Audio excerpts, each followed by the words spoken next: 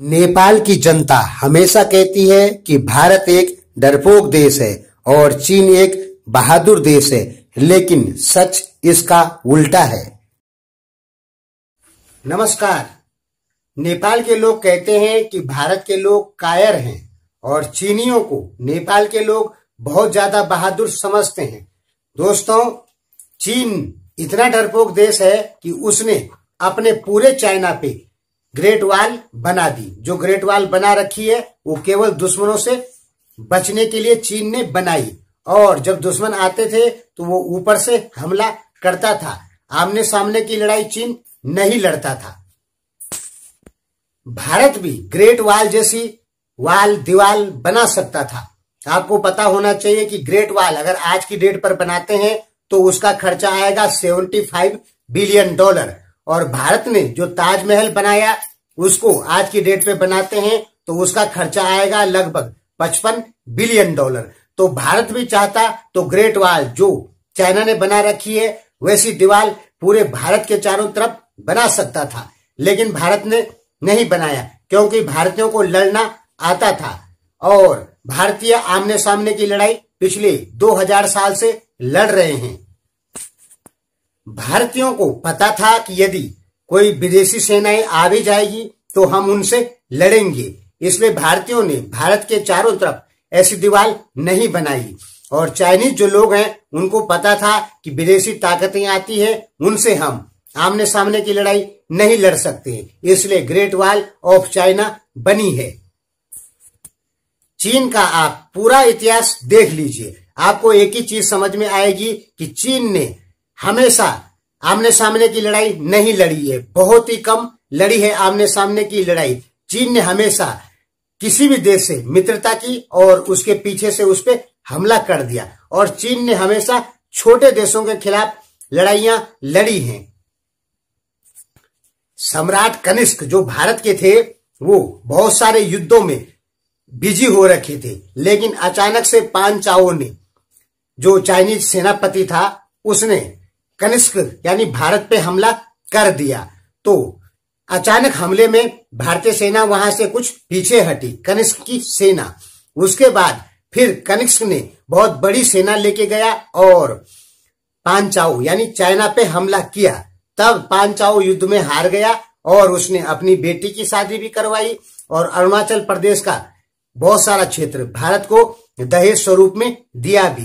पान चाओ को यानी चाइना को 2000 साल पहले भारत युद्ध में हरा चुका है। 1962 आपने देखा होगा, भारत की 12,000 सेना मात्र थी और चीन अपनी 80,000 सेना ले आया और भारत पे हमला कर दिया। उससे पहले जो वहां के प्रधानमंत्री थे वो भारत आए और उन्होंने कहा कि भारत और चीन भाई भाई हैं, हिंद चीन भाई भाई का नारा दिया। तो भारत ने सोचा अब हमें चीन से लड़ने की जरूरत नहीं है, लेकिन जैसे ही वहां के चाउ इन लाई वो वापस गए, चाइना वापस गए वहां के प्रधानमंत्री, वैसे ही चीन ने हमला कर दिया। चीन हमेशा पीछे से वार करता है, सामने की लड़ाई नहीं लड़ता है। अभी आपने देखा होगा कि चीन हर जगह अपनी सेना भेज रहा है, यहाँ भारतीय बॉर्डर पे भी, साउथ चाइना सी में, वहां पर भी। क्यों भेज रहा है? क्योंकि चीन इतना डरा हुआ है कि उसे लग रहा है कि भारत और अमेरिका मिलके न जाने मेरा क्या कर देंगे। चीन को आप देखें छोटे छोटे देशों से मदद मांग रहा है, नेपाल से मदद मांग रहा है। आप जानते हैं कि नेपाल की सैन्य ताकत नहीं है, लगभग नेपाल के पास सेना तो है लेकिन वो लड़ नहीं सकती है क्योंकि उसके पास हथियारों की बहुत भारी कमी है। लेकिन चीन नेपाल से मदद मांग रहा है। आपने ये बयान तो सुना होगा जब चीन ने कहा था कि भारत चीन के युद्ध में नेपाल की सेना के साथ भी भारत को लड़ना पड़ेगा, क्योंकि चीन को पूरा यकीन हो चुका है कि अब नेपाल की सेना पे चीन का पूरा कंट्रोल हो चुका है। यानी चीन बीजिंग से आदेश मिलेगा तो नेपाली सेना भारत पे हमला कर देगी, और पाकिस्तान के साथ तो खैर है ही है। भारत तो किसी से सहायता नहीं मांगता है, भारत केवल हथियार खरीदता है, और भारत ने किसी भी देश को यह नहीं कहा कि हमारी मदद में उतरो, और न ही भारत ने कोई ऐसी रणनीति बनाई कि भारत किसी से सहयोग मांगे। भारत ने किसी भी देश से सहयोग नहीं मांगा। रूस गया, वहां से उसने हथियार खरीदे। क्योंकि भारत पिछले 2000 साल से लड़ ही रहा है। कभी यमनों ने हमला किया, कभी हूणों ने किया, कभी शकों ने किया, फिर मुसलमानों ने किया, फिर अंग्रेजों ने किया।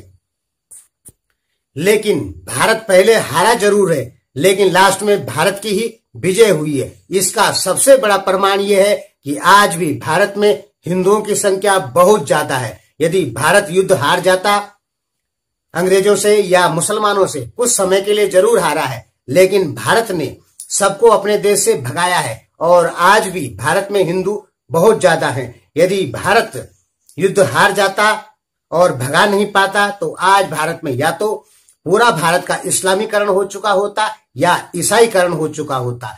भारत में 100 करोड़ हिंदू ये दर्शाते हैं कि भारत किसी से हारा नहीं है। कुछ समय के लिए जरूर हारा है, लेकिन लास्ट में विजय भारत की ही हुई है। चीन भी युद्ध हार गया। आपको पता होगा कि चीन पर 1949 में कम्युनिस्टों ने कब्जा कर लिया और आज भी चीन कम्युनिस्टों के चुंगल में फंसा हुआ है, आजाद नहीं हुआ है। लेकिन वो समय जरूर आएगा जब चीन आजाद होगा कम्युनिस्टों के चुंगल से। 1000 साल से भारत को कई बार तबाह किया गया है, लेकिन भारत पहले से ज्यादा और विकसित होता है जब भी भारत का विनाश होता है। भारत को 7 बार नष्ट कर दिया गया है, लेकिन भारत फिर खड़ा होता है और फिर ताकत के साथ, पूरी ताकत के साथ फिर खड़ा होता है और अपने दुश्मनों का सफाया करता है। जितनी बार भी भारत नष्ट हुआ है, उतनी बार जब वो दोबारा खड़ा हुआ है तो पहले से ज्यादा ताकतवर बनकर ही उभरा है। ये जो कुछ नेपाल में बेवकूफ लोग बैठे हैं जो कहते हैं कि भारत नाम का देश ही नहीं था। भारत 5500 साल पुराना देश है और भारत में हमेशा कोई ना कोई सम्राट रहा है और उसी सम्राट के अधीन सारे जो राजा होते थे वो उसी सम्राट के अधीन रहते थे। अंग्रेजों ने भारत को 600 रियासतों में बांटा, यानी भारत के टुकड़े टुकड़े अंग्रेजों ने किए। अंग्रेजों से पहले मराठा जो साम्राज्य था उसका क्षेत्रफल था 28 लाख स्क्वायर किलोमीटर। उसने 28 लाख स्क्वायर किलोमीटर पे कब्जा किया था। मुगल साम्राज्य तो और बड़ा था। पूरे मुगल साम्राज्य का शासन लगभग 35 लाख स्क्वायर किलोमीटर पर था और ये सब भारत के ही साम्राज्य थे। हमेशा इस भूखंड को ये जो कुछ नेपाली कहते हैं कि भारत 1947 में बनाया या बना, तो उनके लिए हम एक ही चीज कहते हैं कि आप पागलों के अस्पताल में जाएं और अपना इलाज कराएं, या तो आप अपनी हिस्ट्री को फेंक दीजिए और फाड़ दीजिए, क्योंकि आपका इतिहास गलत लिखा हुआ है। भारत 1947 में नहीं बना, भारत 5500 साल पहले बन गया था। भरत के नाम पे, राजा भरत के नाम पे भारत की स्थापना हुई थी। बात चीन की हो रही थी। चीन दुनिया का सबसे ज्यादा डरपोक देश है। कैसे पता लग रहा है कि वो बार बार हर जगह अपनी सेना की तैनाती कर रहा है, उससे पता लगता है कि चीन कितना ज्यादा डरपोक देश है। धन्यवाद।